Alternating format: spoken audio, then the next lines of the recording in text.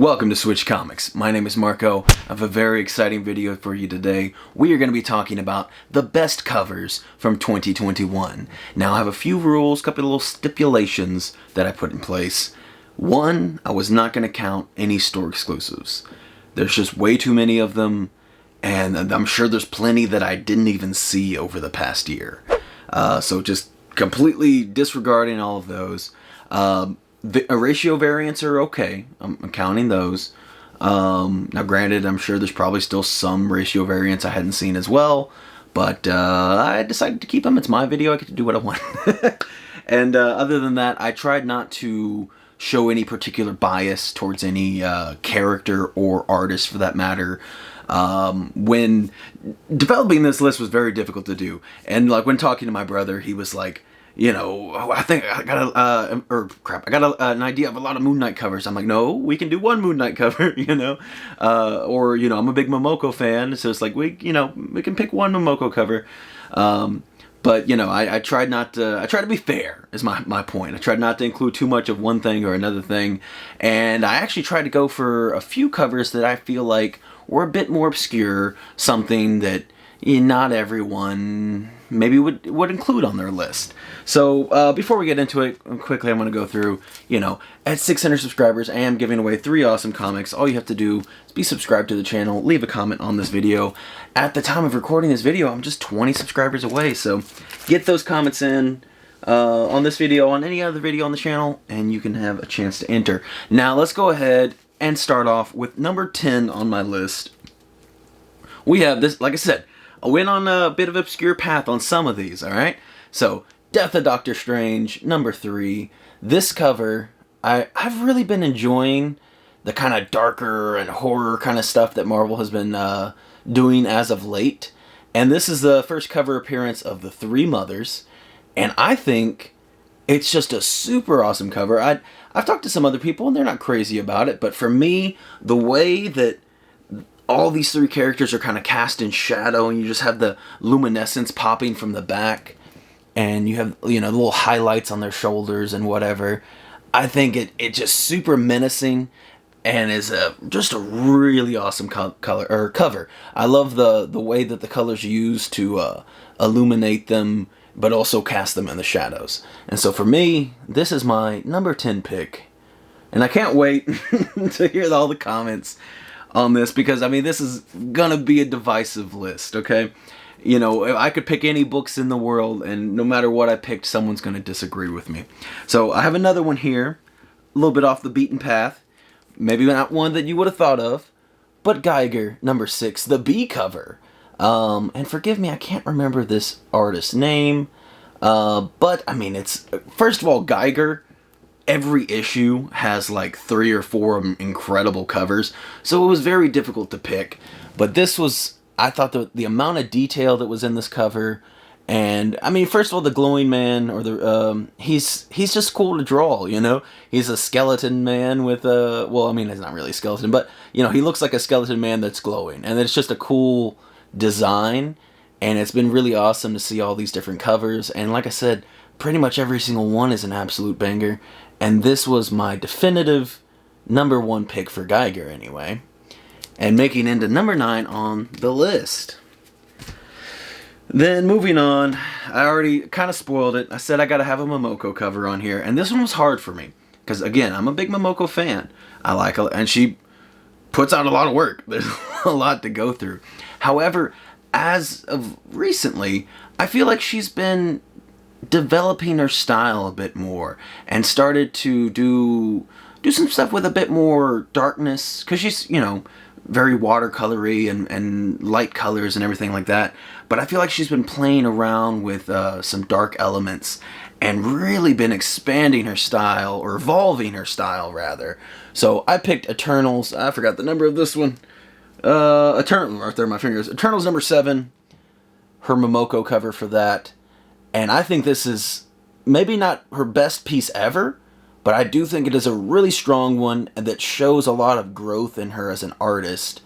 And even if that is just, like I said, experimenting with some darker tones and everything, what I really like about it is, even though it's a big black chunk of the cover, it's still not black. It's not that deep, dark black that you would see, you know, on like a cover like that, or I don't know what else.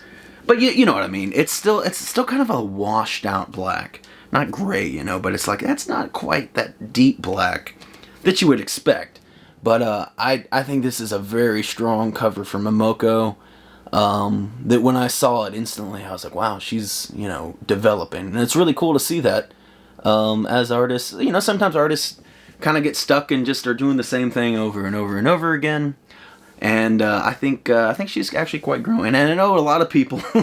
oh, this is a good black cover example. But anyway, I know a lot of people aren't fans of Momoko. She's very divisive, as she's one of the, you know, like Scotty Young. There's a lot of people that like him and don't like him and stuff like that. But moving on. So that was number 7 on the list. This would be number 6. We have Nice House on the Lake, number 1. This is a cover. As soon as I saw it, I thought to myself, now that is an iconic cover. I think it is a great horror. I almost said horror inspired. I mean, it's a horror book, you know. It just brings you in. It, like, as soon as I saw this, I was like, man, I have to read that.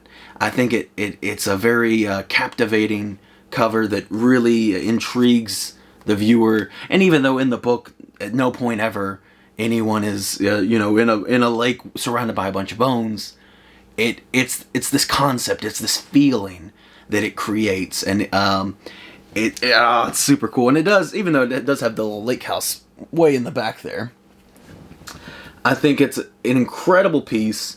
And this is what's his name, Alvaro Martinez Bueno. He's the guy that does Detective, I think. I'm not a Batman guy, so I don't know. I know he does that. And I mean, besides this, it's also an absolutely incredible story. But I think this cover is kind of what did it for me. It's what brought me into wanting to read this series. You know, I mean, a lot of times that's what draws you in. And now, granted, maybe I would have heard, oh man, this story's incredible. You would have had to pick it up. But this is what got me. Before anybody told me anything about it, I was like, I have to read this, because this cover is just an absolute banger.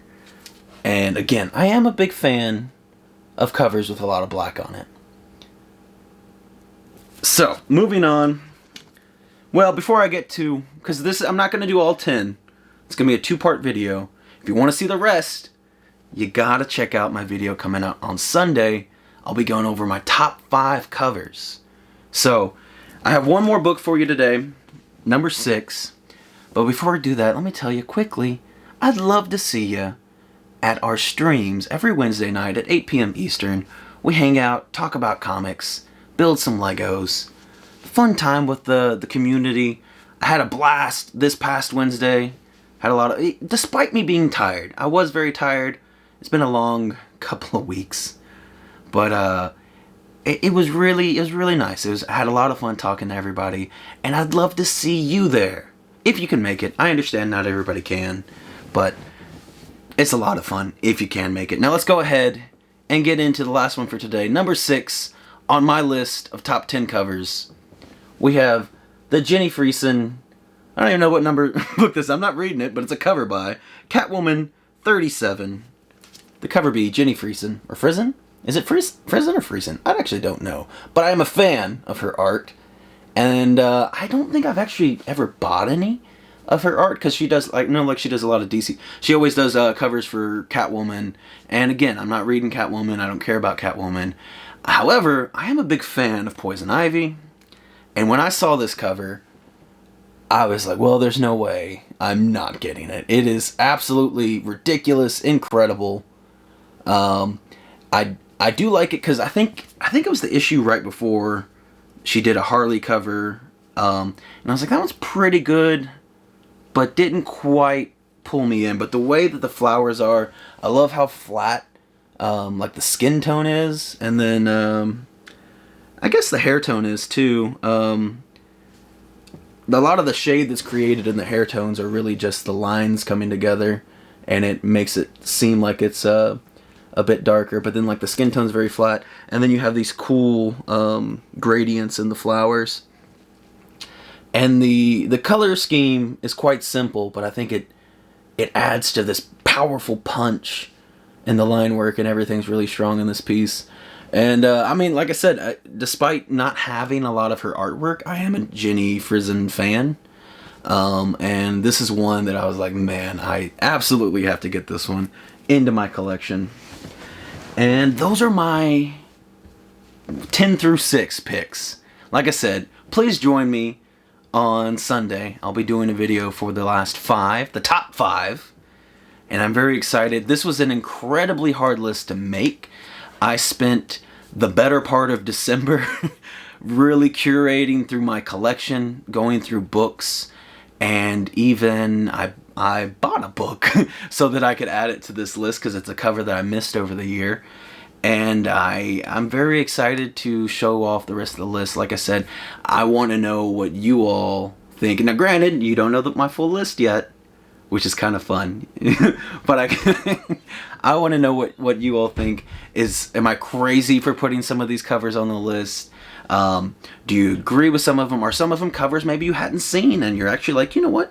Those are pretty cool. Like I said, I do try to not necessarily go for the ones that, you know, everyone is going to talk about, or it might be on everyone's mind, or more so. I tried to pick a list that was somewhat personal to me, but also still being fair to the artist and the work that they put in, and the finished pieces. So I'm excited. Like I said, this month of January, I got a lot of reflective pieces. We're going to be talking about best covers, best comics, best deals that I've made over the year 2021. And I'm excited to have you all on this journey with me. Thank you all so much for watching today's video, and I will see you all next time.